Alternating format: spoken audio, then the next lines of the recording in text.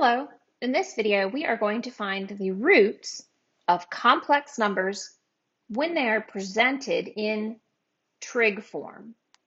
So we've already had some practice and we know how to convert complex numbers into trig form at this point. So we're going to learn this new formula to find nth roots.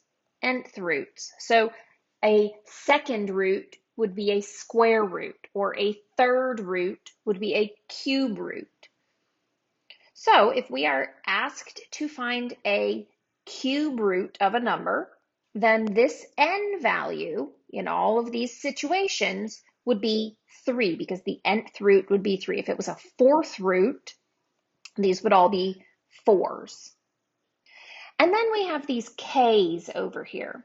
So we're going to start with 0, and for example, if we're looking at a cube root, that would be third. So we would say all the way up to 3 minus 1, and 3 minus 1 is 2. So we would have to do 0, 1, and 2 iterations for a total of 3. That's starting with k being 0, k being 1, and k being 2. So let's look at an example. Let's find the cube root, n being 3, the cube root, the nth root, of 1 minus the cube root of 3i. So this looks similar to some numbers we've already dealt with, but it's not exactly the same. So let's go ahead and make sure we can convert this into trig notation. So I have 1 and the square root of 3, those are my a and b values. A is 1, and b is negative square root of 3.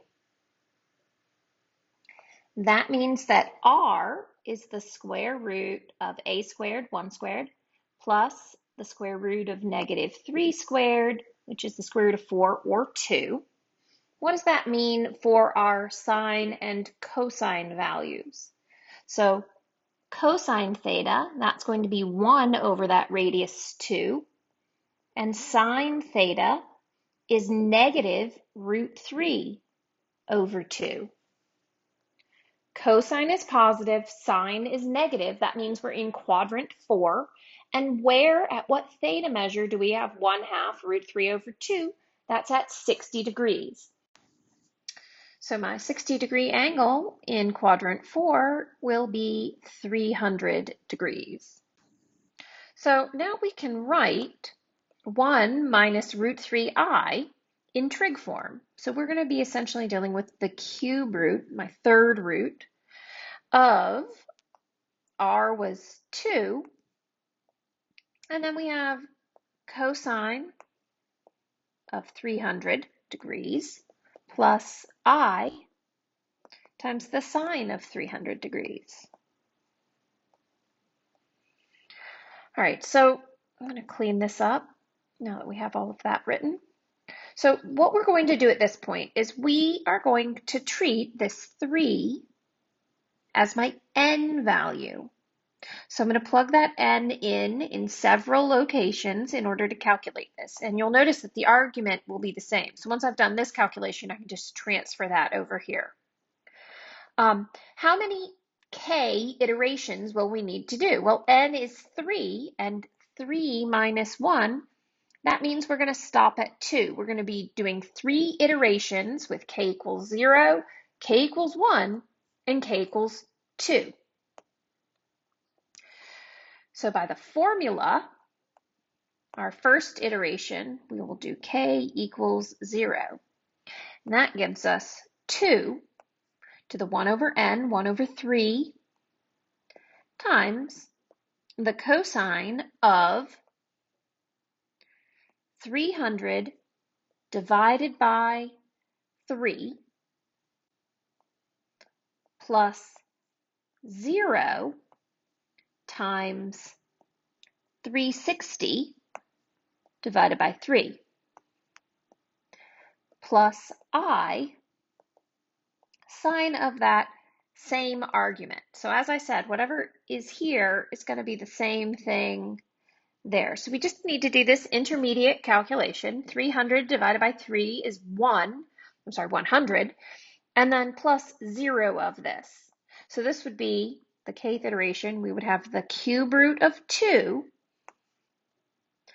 times the cosine of 100 plus I sine of 100. This represents one of our 3 cube root values. Repeating this again, we'll do k equals 1.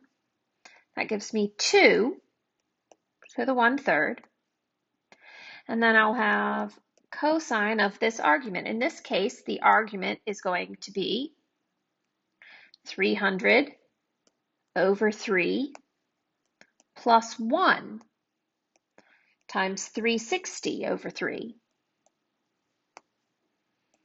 And then plus I sine of that same value. So that is the cube root of 2. And then we have cosine of 100 plus, that's 120. So 100 plus 120 is 220. So 220 degrees plus I sine of 220 degrees. And we'll do this one more time. K equals 2. We have 2 to the 1/3. And then we have cosine of 300 over 3 plus 2 times 360 over 3 plus I sine of that same value. So in this situation, I have the cube root. That's super messy. Let's clean that up. We've got the cube root of 2 times the cosine of 100 plus 2 times 120. 2 times 120 is 240, plus 100 is going to give us 340. So we have 340 degrees plus I sine 340 degrees. And that's it. Those are my 3 cube root values for that imaginary number. As always, email me if you have any comments, questions, concerns. Good luck.